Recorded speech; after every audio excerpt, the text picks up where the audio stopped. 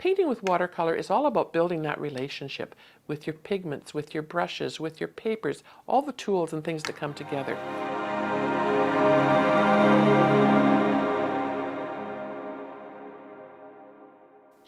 I'd like to thank the Process Art Discovery audience for joining me today. I'm Lynda Norman. I'm a watercolor artist here in British Columbia. And today I'm going to be taking a little closer look at some of the things that I use in my studio in response to the questions that you've all provided. I'm so appreciative of the comments that you are leaving on my channel.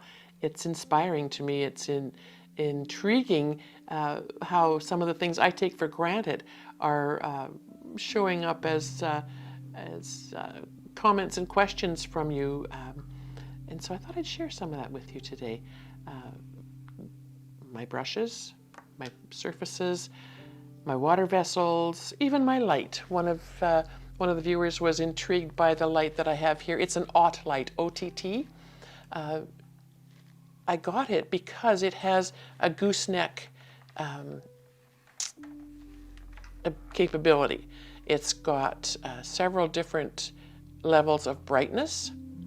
So it can be daylight, it can be more artificial light, and then also I can adjust the brightness up and down if I choose. And I can angle it if I'm working on something that's, needing a bit of extra light. Where I'm sitting in my studio, the light behind me often is on, and that creates a shadow. So I do like to have this light handy just to bring in the extra brightness for me, and it helps me see what I'm doing. The daylight, often I have two large windows. Daylight's often enough, but sometimes you need that little extra help. I keep a couple of these on hand as well. They're just photo mats. I have this one and another one that is a little bit larger, and I think I've even got one that's even larger still for some of the bigger papers. And what I love about these is that I can use this as a guide if I'm painting something that I know is going to go in a specific size of frame, or if I want to just pop it behind a mat in a piece of cellophane for a show or something. I can gauge roughly the size of paper that I want to be painting on, or the surface that I want to be painting on, and then I can tape off with my solo tape to accommodate the opening in the mat. And that brings me to the solo tape. Masking tape, a lot of people use painter's tape. I have found that this particular tape is my favorite. I love that, that it's black. Many of my paintings are framed with a black mat. And so this gives me just another, idea of what that finished painting is going to look like. When it's on the paper, it's going to give you good coverage. Your water's not going to seep underneath. You don't have to burnish it down. You can just give it a nice smooth rub. It comes off so easily if you pull it down and away, as they recommend with any tape. It comes off beautifully. And you can leave it on your painted surface. They say for up to 12 days. I've actually left it longer, and it's not been a problem to remove it. I also use it when I'm creating birch trees often, because it is so easy to work with. And I can just tear it and create shapes of my trees. Oops.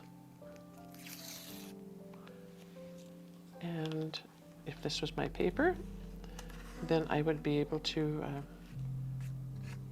lay out trees, put shapes on, build them the way I want them to be. And I find that that often is just a really fun part of the process. And so you can make fat trees and skinny trees and break it down with little bits and pieces to make branches. Really, really handy to be able to use that. So this is the solo tape. It's from Watercolor Online. Michael Solovyev's studio is available all around the world. Pardon me.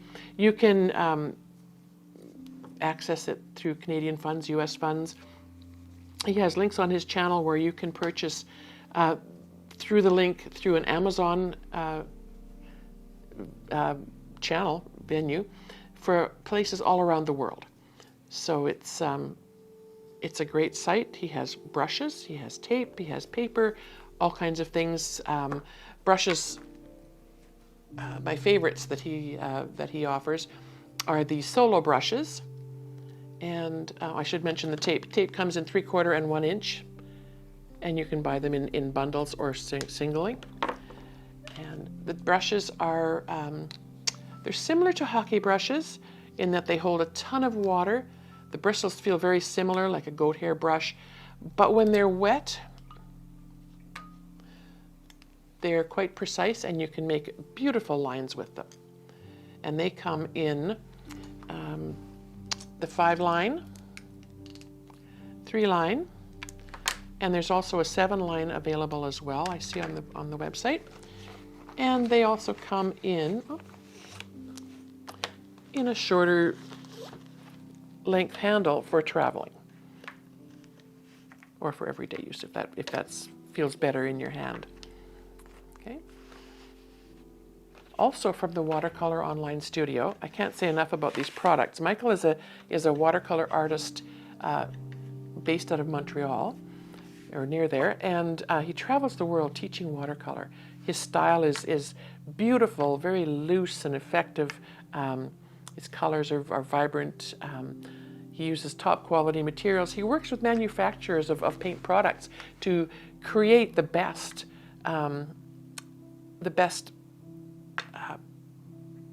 products for watercolor artists. They're amazing.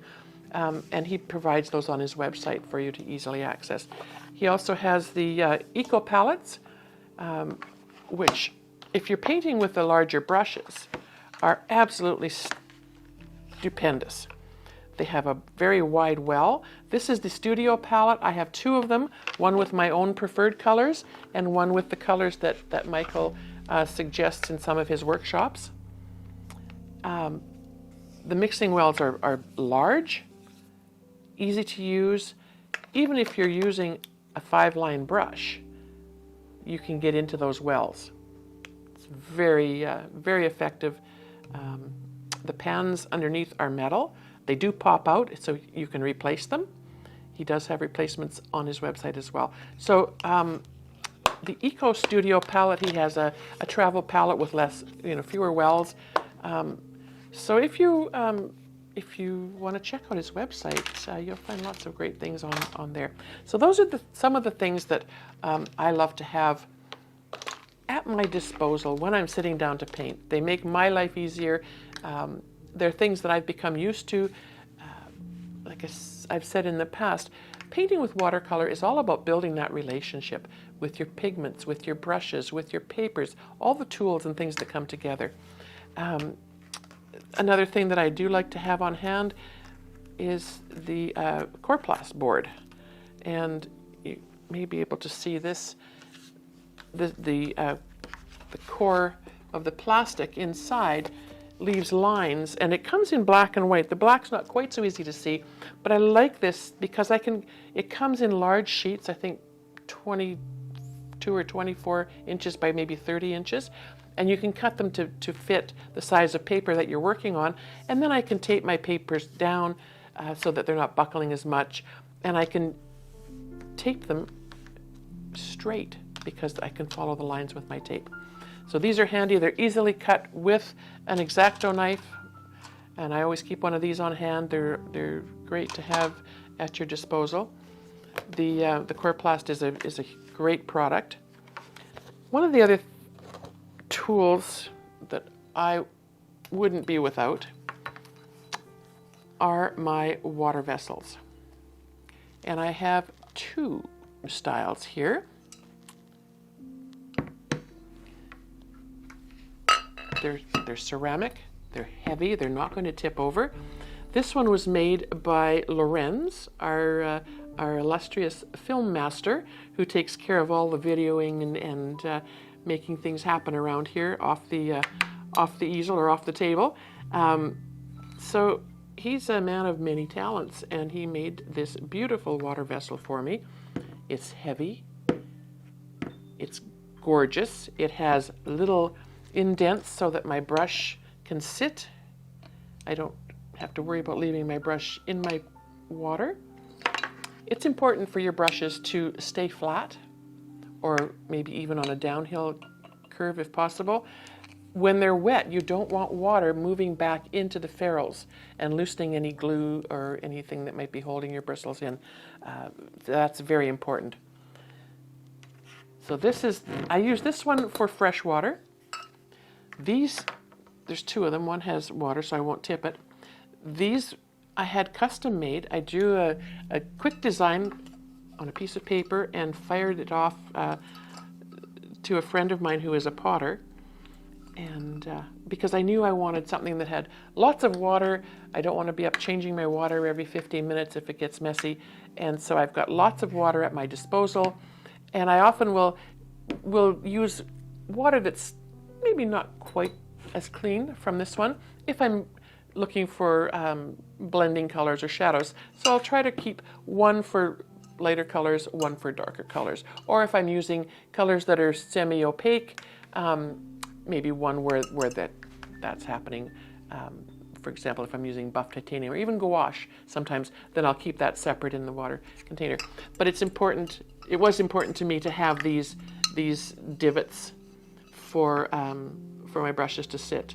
And if you have a potter in your midst or know anybody locally in your community where you could have a couple custom made, they're just really wonderful to have. And having these special things in my studio, I don't know, it just makes sitting here feel kind of special. You know, I love that. I love that I can think of my friends who have created some beautiful things for me. The people that I've met over the years who have the same passion for watercolor that I do and bring these things forward. The Lebenson brushes, we can't ever say enough about them. Tracy Lebenson, just out of Seattle in the US, makes these brushes by hand, each one individually. My favorite, all-time favorite, medium goat hair synthetic blend. And I'll put links for all of these in the descriptions as well. But what a difference it makes to me to have these things. It just, I don't know, makes my watercolor journey that much more special. And who knows, won't be long, I think, and maybe we'll have Tracy Lebenson with us to share an episode with you, and we'll talk about his passion and his genius behind creating these wonderful products. So that's a little bit of what I keep on hand in my studio, some of the things that you've asked about. I love that. I love that I can share this with you. If you have more questions, please don't hesitate to drop them in the comments. I just love hearing from you. It makes my experience here, as I say, feel that much more special when I know I have you all with me and we can share. I'd like to thank the Process Art Discovery audience for joining me today. We've talked about some of the things that are important to me and useful to me in my studio, addressing some of the questions you've asked. Thank you for that. Thank you for subscribing. If you like what you've seen, subscribe to the channel or head on over to the members area.